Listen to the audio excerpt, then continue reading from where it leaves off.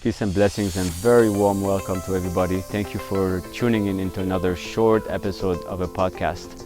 My name is Abbas, and in this podcast, I had the opportunity to speak to a very dynamic and impactful person.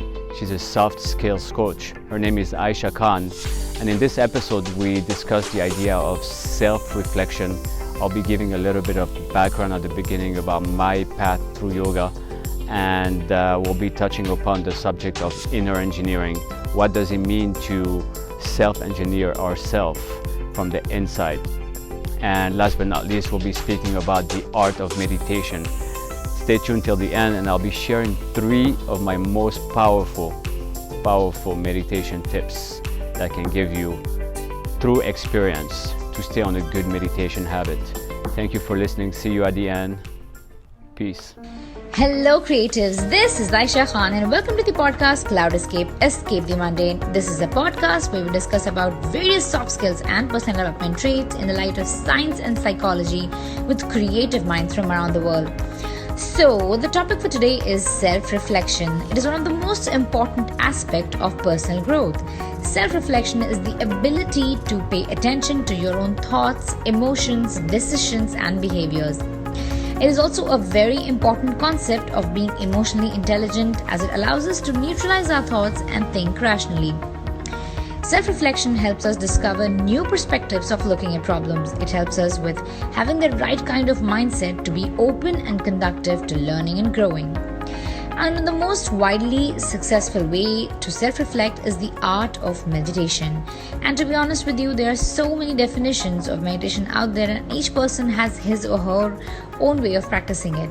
So in order to understand this very impactful technique, we have with us an internationally recognized yoga coach, certified equine yoga expert, a meditation coach, Mr. Abbas. Hello and welcome to the podcast. I'm so excited to have you with us. Oh, hello Aisha, how are you? I'm good. I'm so excited that you're there today with us. I want to ask you, can you tell us about your journey of self-discovery as a yogi and a meditation coach? Absolutely. I'll try my best. First of all, thank you so much for inviting me to your podcast, Aisha. It's a pleasure No to worries. be here. It's our pleasure. It's a pleasure to be here and to discuss some things with you. About my journey and self-discovery as a yogi.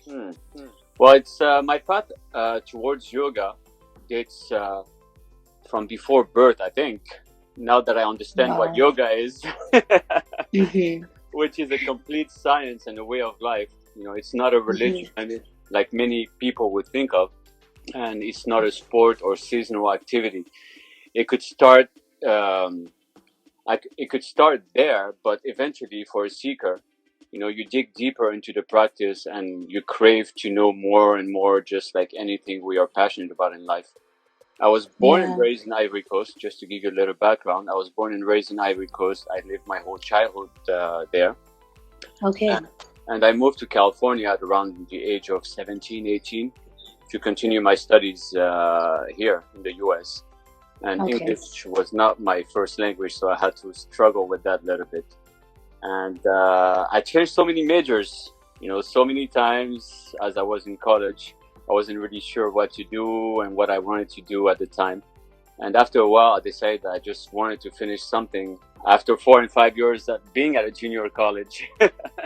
Okay. So I got my bachelor's degree in criminal justice and with an emphasis and an emphasis in forensic science.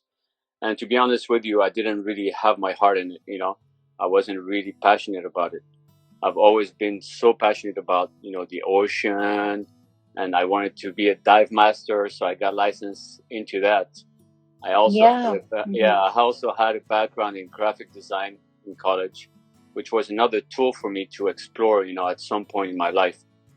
So right after university, I started working for a switch network company. I was paid extremely well, but something was really missing. I wasn't finding joy in my life, and you know, there's some elements. That's when it all started in my meditation. Before that, you know, I've practiced yoga for quite a few years before that, but I was never able to meditate. To be honest with you, Aisha, I tried to sit down and, you know, understand what meditation is, but I had no concept until I started, when I went to yoga school and I understood what it was deeply. Mm-hmm. And that's when I started meditating. So basically that's a little bit of my background and how I started yoga and everything. Yeah. Yeah, your story is so inspiring because I feel like most of us are at that stage where we are like, I don't think yoga is for me. I don't think meditation is for me. And when I see people who are like, oh, just if you put your heart and mind to it, then definitely you're going to realize how beneficial it can be. And I like the fact that you said that so many times in your life you felt this sense of lack of direction, and then you found yourself again through something, and then how rich that your life has been. You have learned so many variety of different things, and I like the fact that you said that yoga is like a way of life. And Yeah. I really liked like when I went through your profile also, like I saw pictures of like you swimming with the dolphins, horseback riding, and doing yoga under waterfalls. So how did this holistic approach to life begin? Well, see, I've always had that this intimate connection with nature in general, with the ocean and animals, and I unconsciously approach this side of me in a holistic way. I observed a lot in life, and yoga taught me even more of that. When yoga teachings emphasize on being present in the moment, that's what it means. Just be conscious about everything that you do, and nature can be the biggest and the best teacher to humans if we take the time to observe its behavior at all levels. It's very fascinating. Nature and animals taught me so much. I mean, let's take a few examples. For example, for the horses.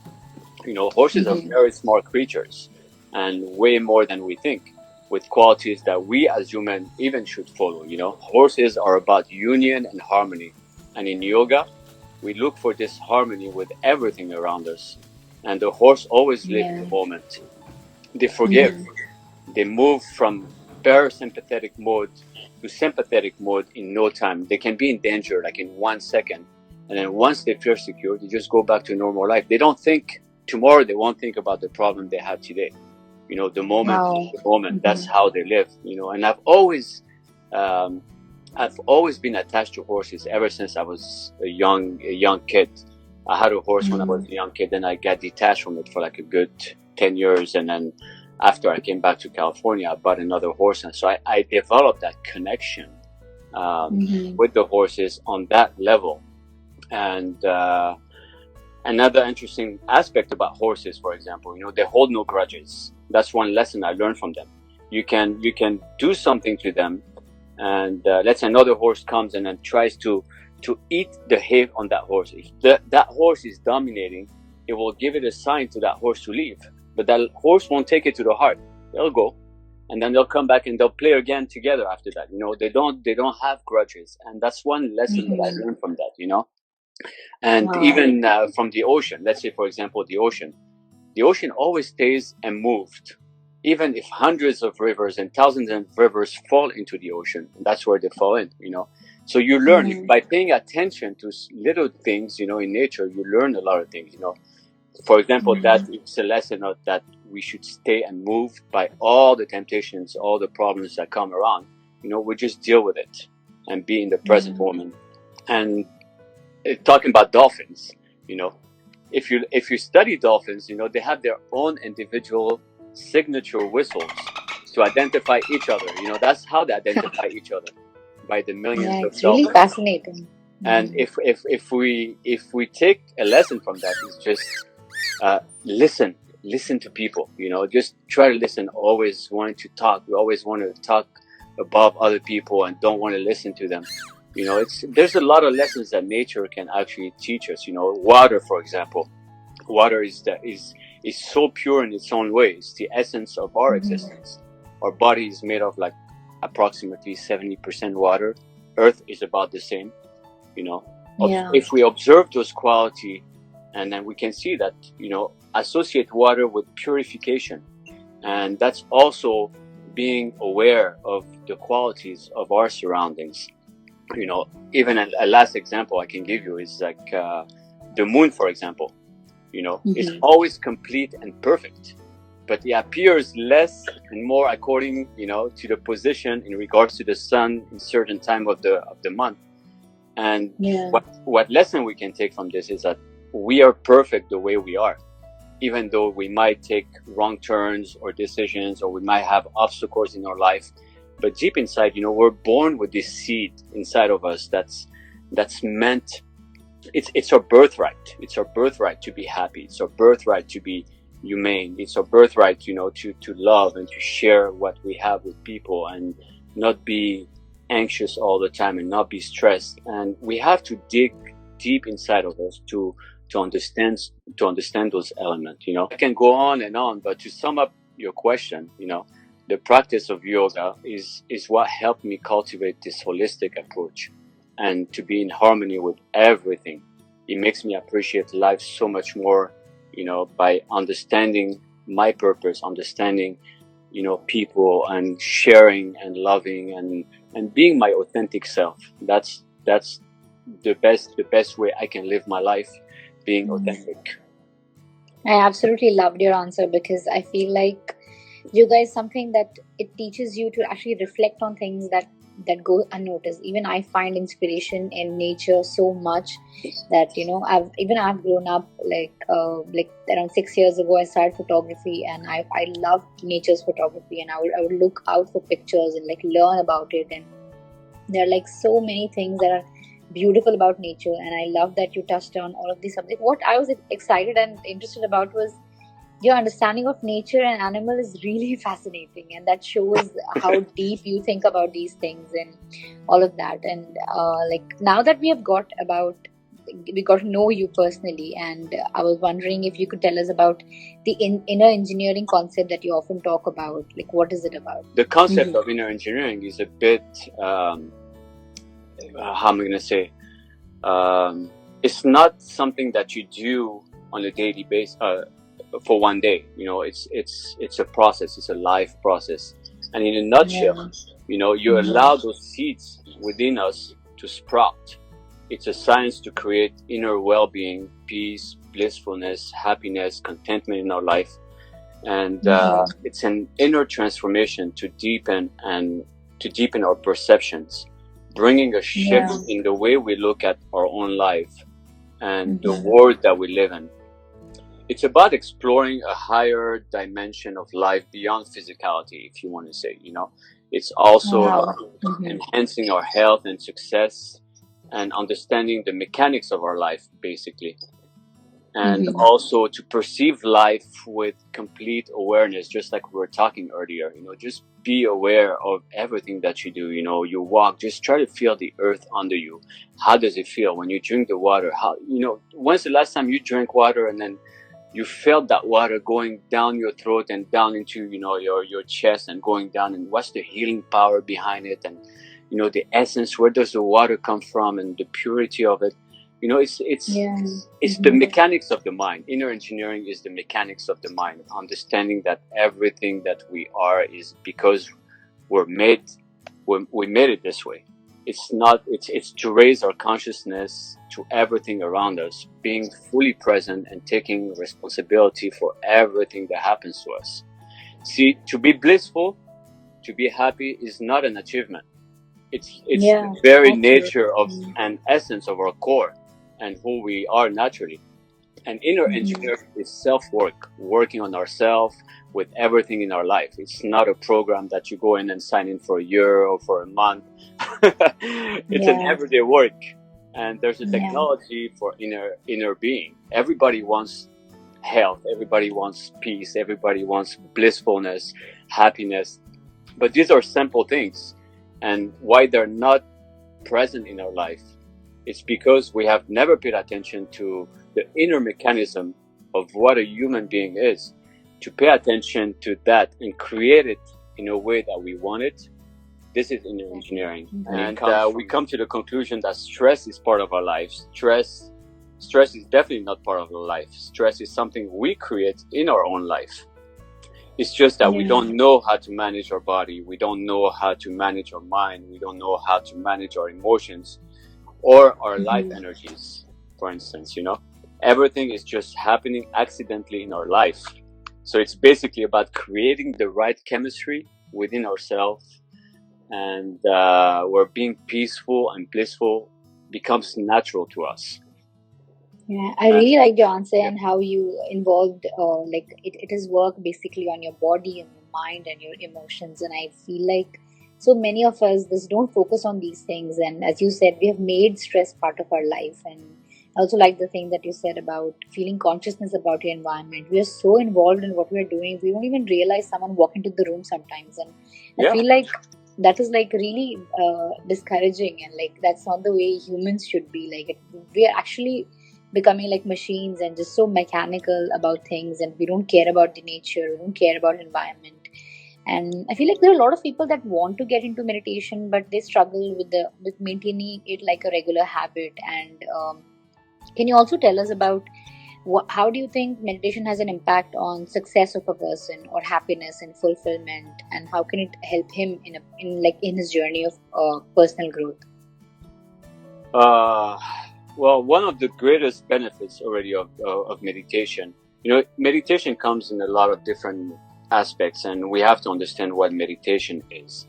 And meditation might mean something to you and might mean something to somebody else, but let's take the general concept of meditation.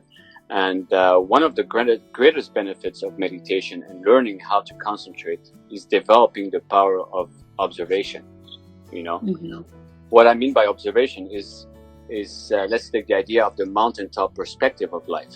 On the top of the mountain, you get the overview picture of yourself, life situation, and so on. And to translate that into a real life situation, it's you taking awareness to a higher state of mind that gives you a bigger and broader perspective on things. So you see things in front of you, and you see opportunities, you see problems that exist, but that you're normally not aware of or dealing with. Usually when you meditate and you start seeing all these little details about your own personal life and how you can enhance those things, and being present and being conscious and being aware of the most simple thing, the relationship with your own self. We don't have a relationship with ourselves. We always think about people. We always think about how we're gonna please this person or please that person, but who's gonna please us if we can't take care of ourselves? How can we take care of other people? And meditation is actually it's very impactful for success in our daily life, with our relationship with people, with our observation, and also for me, it's the bridge to happiness and calmness in my life. Being aware and present with everything that I do, and to make better decisions, and not just react on emotions. Exactly. For me, it's very crucial. It's very crucial that I start my day with meditation. It sets up the mood for the day, gives me clarity in my mind and everything that I'll be doing during the day. Once I meditate and I calm myself down, I have a clear vision of how I'm going to project my day, how I can be happy, how I cannot react to certain things. Every time I want to react to like a certain situation that's going to bring anxiety into my heart, I stop. I take a deep breath and I think of that moment that was in the morning when my mind was just like peaceful, and I try to go back into that moment. Meditation is not about stopping the mind. You can never stop the mind, Aisha. Never. Impossible. Yeah, exactly. Just controlling your mind. It's about controlling your mind. So basically, meditation is very, very powerful tool for success, for happiness, and fulfilling our desires, and knowing what our desires are. Not the desire of wanting more in life, not the desire of wanting power in life, or the desire of feeling good in our own skin and the people around us. Basically. Yeah, and I feel like there are so many no matter what soft skill you select, or no matter what personality development that you're working on, every coach and every trainer will tell you this one thing, that you have to start meditating on yourself and everything. I feel like it is so undervalued, maybe because it's said so much and no one does it. But then if you actually put the work into it and realize how impactful it can be, then most of our problems will be solved, because the most important thing that rules and governs our life is our emotions. And once you control them and learn to manage them, then there's nothing that is going to destroy your sense of peace. Absolutely. And there's like one tip, if I can give you one tip or a few tips about meditation, yeah, please. it's about fixing our lifestyle, and by that I mean that we have to get our lifestyle in order. Then your lifestyle starts supporting your meditation practice. Your meditation practice will become stronger. Then the process reverses, and your meditation practice supports your lifestyle now, and your lifestyle becomes strong. But it all begins with your lifestyle, not with meditation. And well, I don't want to go into what meditation is. It's like a different. It's a topic by itself. We can talk about meditation. That's why I carry usually my sessions explaining what meditation and taking people into the meditation. But there are some strategies, and in meditation, it's very crucial that the path and the goal are clear in your mind and well defined. It's crucial that there is a process and a goal. And I can explain what I mean by that. If you look at everything that we do in life, most things have a process and a goal. Let's take the example of taking a shower in the morning. We go to the bathroom, we take our clothes off, we turn on the water, you get the right temperature, you get wet, then you put your soap on your body, you rinse off, you turn off the water, we dry off, put fresh clothes on. It's about 7, 8, 9 steps. Do you ever mix those up? No, it's naturally ingrained in your body. It's natural. Each of these processes have a defined goal, just like meditation. So we need to approach meditation in a step-by-step system, and it has to be a goal-oriented. And in meditation, you want to work on the same goal over and over again. That's it. Today, you don't want Aisha to meditate saying that, oh, today I'm going to be calm, and tomorrow I want to meditate on abundance or this or that, Meditation is the same. If you meditate on something different every day, you'll never make progress.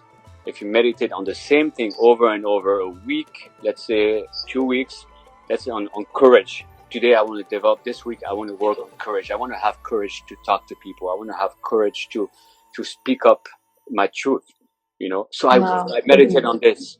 Once I make progress, it becomes in me, it becomes in my nature, it becomes who I am. Then you move on to something else. If you want to jump around every day, I want to meditate today on love or whatever, and tomorrow I want to meditate on something else. You don't go to the gym and you work your bicep today, your left bicep, and tomorrow your right bicep, then your left leg. Yeah, consistency. Yeah. You'll never make progress. Yeah. You never make progress. So meditation is not an instantly gratifying exercise. It's not like going to yoga class for an hour and then you're leaving feeling great and energetic. Meditation is almost like a healthy diet.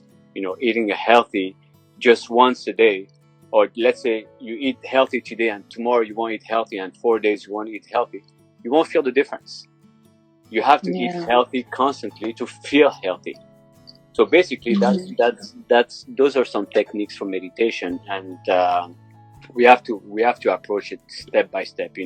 Some people think that you have to sit for hours and meditate, but you can't. You have to start with 1 minute, 2 minutes meditation, but have a goal, have a focus, have concentration, and be seated in a place that's conducive to calmness. You don't want to meditate and then people are screaming outside, or just find yourself a space saying, okay, this is my meditation space. So automatically when you sit there, your mind goes into that calmness and you start. Like for me, for example, I wake up, the first thing I do, of course, I go to the bathroom, do what I have to do. Then I come and I cover myself and I sit down and I meditate. This is the first thing I do in the morning. Then after that, I go on with my day. And if we want to make progress with meditation, I can say we need to fix our lifestyle. It's very important that we have a path and a goal that's very clear, and we must be steady in our focus and concentration. So those are the basic tip I can give to somebody, that's starting the meditation process. And those are the main ingredients if we want to stay. Yeah, I agree. Like it's the firstly you need to work on your right kind of mindset, and then you have to approach with it like what are the strategies I'm going to apply about it. And with that, we have reached to the end of our podcast, and I really appreciate you taking time out of your busy schedule to talk to us. This means a lot. Thank you, Aisha. Thank you. I'm grateful for your offer and then your invitation to that podcast. Yeah, I'm sure that so many people are going to benefit from this, and like at least give it a try and see how their life floats around the concept of yoga and meditation. Yeah, and then you can shoot my contact to anybody if anybody wants help with meditation. I offer all this for free, so Yeah, whoever needs help and definitely. guidance, I'm always open Mhm. for that. I know the podcast is a little bit short for people to get to grasp really a deep understanding, but yeah, my Yeah, help is here if anybody needs it. Thank you, Aisha. definitely. Thank you so much. Bye bye. Thank you.